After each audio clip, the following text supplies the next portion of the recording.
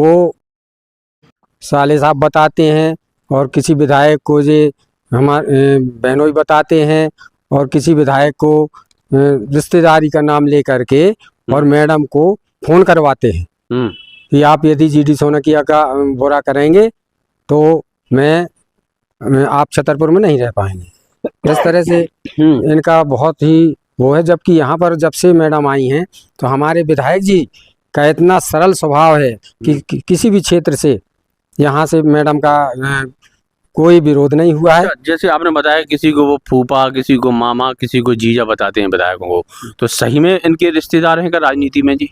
कोई रिश्तेदार नहीं है उनके। मैडम जी ने बात भी की थी कि सर ये ऐसा ऐसा बोलते हैं, तो उन्होंने कहा कि ये मेरे कोई रिश्तेदार नहीं है ना कुछ हैं, और बाकी जो सही काम करेगा वो इस क्षेत्र में रहेगा। आप गलत काम करेंगे तो आपके लिए हम वो करेंगे, किसी के कहने पे कोई कार्रवाई नहीं करेंगे, चाहे जीडी सोनकिया बोलें और चाहे उनके भाई बोलें, चाहे उनके रिश्तेदार बोलें।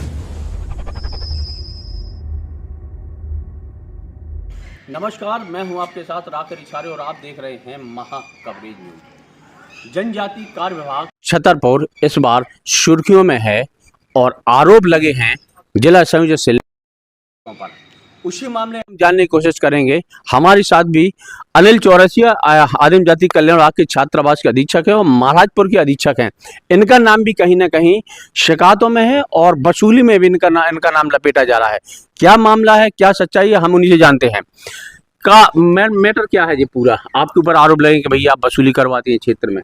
सर ये खबर जो है पूर्ण झूठी है, असत्य है। जो हमारे विभाग में जीडी ये जितने लोगों से इन्होंने बयान दिलवाए हैं, ये इनके छात्रावास ठेके पे चलाते हैं।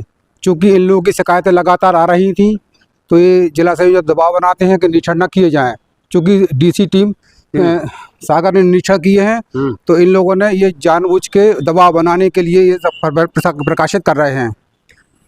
तो आपका क्या लगा आपका? चूंकि उनके ऊपर भी आरोप लगे हैं कि भैया बेबी पहले वसूली करवाते। आप तो चूंकि जुड़े रहे, हमने सुनी कि आपके बहुत अच्छे संबंध रहे। 20 वर्षों से जुड़ा हुआ हूँ। 1997 में जब ये शेड्यूल से ट्रांसफर होके आए थे तब से मैं इनसे जुड़ा हुआ हूँ। पहली पोस्टिंग हमारी इनकी एक साथ ही हुई थी टटम आश्रम में। मैं टीचर पद पर था, ये अधीक्षक थे, तब से मैं इनको जानता हूँ। हम लोगों के पारिवारिक संबंध भी रहे हैं। चूंकि मैंने इनका साथ नहीं दिया है इनके गलत कामों में। कौन से गलत काम भैया करवा रहे थे भी आपने? अरे कार्यालय में आके अधिकारी पर ना चाहे दबाव बनाना, इनके हॉस्टल ना चेक करना। ये सभी लोग छतरपुर मुख्यालय में रहते हैं, कोई भी अधीक्षक मुख्यालय में इनके नहीं रहते हैं। अच्छा, इनके परिवार में भी कितनी जन नौकरी करते? आप तो चूंकि बहुत करीब रहे। हाँ, बहुत करीब रहे हैं। इनके परिवार में इनके अभी 3 भाई और हैं। 2 अधीक्षक पद पर हैं, एक उस पर है चौकीदार पद पर हैं, और इनके कई सारे रिश्तेदार विभाग में भर्ती हुए हैं इनके। तो जो कैसे करिश्मा हुआ भैया? को तो एक रिश्तेदार नहीं हो रहा इनकी, आप कह रहे हैं एक दर्जन है। भैया अब सोनकिया जी का चलता है, जीडी सोनकिया जी की चलती चली आ रही है। वो जो चाहे वो होता है, ऐसा चला आ रहा है, इसलिए हो रहा है। और ये अब गलत काम हो नहीं पा रहे हैं तो अधिकारी पर दबाव बनाया जा रहा है, हम लोगों के ऊपर दबाव बनाया जा रहा है कि हम इनका गलत काम में साथ दें। और जो सुदृढ़ीकरण की राशि का निकाला हुआ है, चूंकि इन्होंने अभी जैसे ही राशि आती है सुदृढ़ीकरण की तो ये तुरंत से अपने लकोस नगर में दुकान खोल लेते हैं टाइल्स की और हार्डवेयर की। और सभी अधीक्षकों को इन्होंने सामान सप्लाई किया।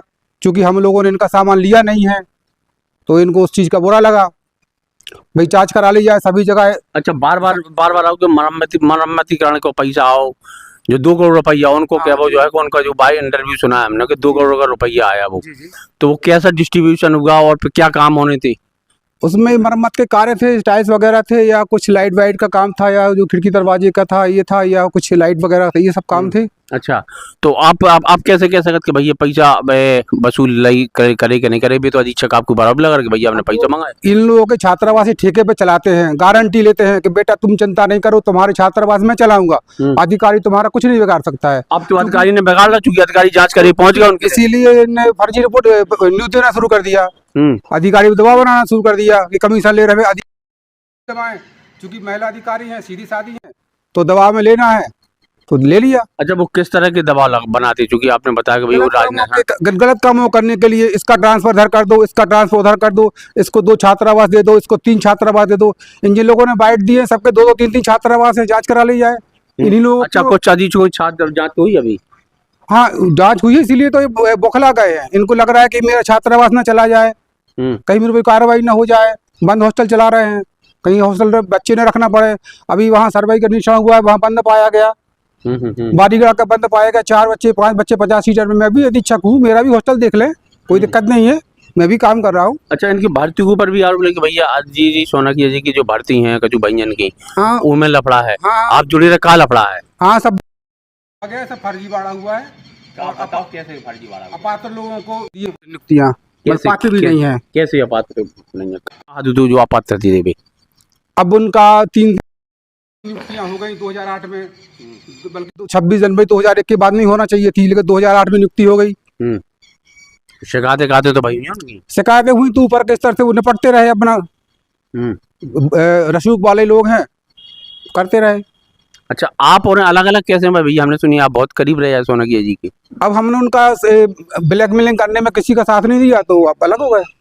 हमने गलत कामों में साथ नहीं दिया इसलिए अलग हो गए। अच्छा, आप तो रहे हैं, अब ब्लैक मेलिंग की बात आई, कैसे पैसा वसूलते थे भैया आप? तो आपका तो पता ही है, चूंकि संगे रहे, कैसे दबाव बनाते अधीक्षकन पे भी? भाई इसी का कहीं हॉस्टल छुड़ा लेंगे, कहीं सस्पेंड होने वाले हो, तुम ये होने वाला है, वो होने वाला है, और हो भी जाते थे लोग तो भैया डर के मारे करते होंगे सोनाकी जी को। जी प्रियंका राय मैडम आई, जब से उनको कब उनको जो अधिकार थी जी फिर छीन लगेगा, इसे भी तेल मिला गए कहा? हाँ, जब से मैडम आई है तब से इनकी ऑफिस में चलनी बंद हो गई है। कोई भी गलत काम नहीं हो पा रहे हैं कि किसी का भी ट्रांसफर नियम विरुद्ध हो जाए या कोई भी कार्य हो, वो सब चल रहा है इनका। अभी इनके हॉस्टल ठेके पे हॉस्टल लिए हैं ना, उनको चलने में दिक्कत आ रही है क्योंकि वो बंद चल रहे हैं। जब से मैडम आई तब से हॉस्टलों में सुधार हुआ है बढ़िया, सब जगह गमले पर्दे सब साफ सफाई सब व्यवस्थित बच्चे रखने पर जोर दिया जा रहा है, तो इनको उन सब चीज़ों से तकलीफ हो रही है। तो आपका स्थिति जो कि अब विवाद की स्थिति है, उनकी तरफ से भी शिकायत हो रही, आपकी तरफ से भी शिकायत हो, उनकी तरफ से भी बयानबाजी हो रही, आपकी तरफ से भी बयानबाजी हो रही, तो अत्तोगत्ता जो बच्चों का भविष्य है वो कहीं ऐसा नहीं आप लोगों की लड़ाई में कहीं लटक के रह जाए? नहीं, हम ऐसा तो कुछ नहीं है, वो विवाद वही करते हैं, वही शुरू करते हैं। बाकी उनका तो हॉस्टल चेक भी नहीं हुआ, कोई गया भी नहीं भैया उनके देख रहे, उसके बाद भी वो अभी तक बढ़ रहे हैं। अब वो चाहते हैं कि जितने उनके ठेके पे चल रहे हैं इनको भी ना कोई निरीक्षण करने जाए, ना बच्चे रखना पड़े। अच्छा, जो जांच हुई थी अभी अधीक्षक के ऊपर, इनमें कहाँ कमी, कौन कौन छात्र का है जानकारी आपका? इसका तो फिर विशेष जानकारी नहीं है, लेकिन बारीगढ़ वगैरह में काफ़ी अनियमितताएं मिली थी, सर्वे बंद मिला है, ये सब अनियमितताएं मिली, तो कार्य नहीं कराए इन लोगों ने।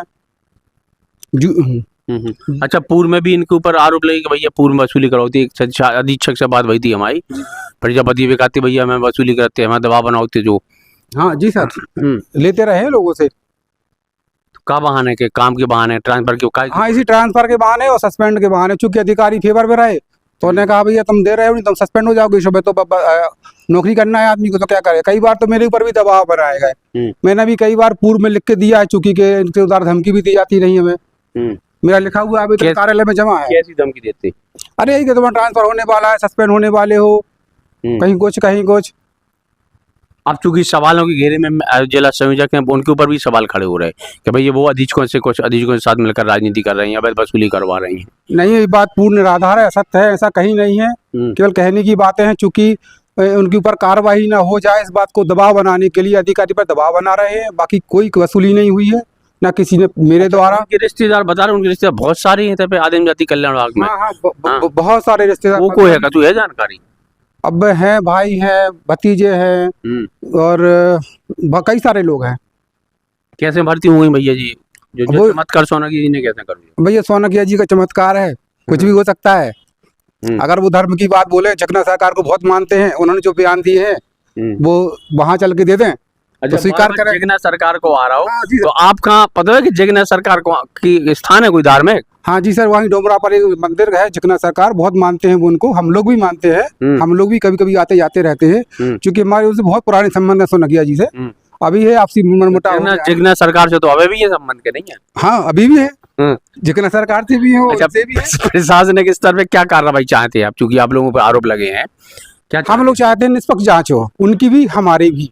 हम नहीं चाहते कि हमारी जांच मत करो, हमारी भी जांच करो, निष्पक्ष जांच होनी चाहिए। अगर दिए हैं तो किसने दिए, जिन्होंने हमने तो किसी लिए ही नहीं, हमारी किसी से बात होती है। चलिए, तो ये अनिल चौरसिया थे, महाराजपुर आदिम जाति कल्याण विभाग में छात्रावास में अधीक्षक हैं और इनके ऊपर जो तमाम आरोप लगाए हैं, कुछ अधीक्षकों द्वारा कुछ शिकायतें की गई हैं, कुछ बयानबाजी की गई, उसके आधार पर ये भी सवालों के घेरे में थे।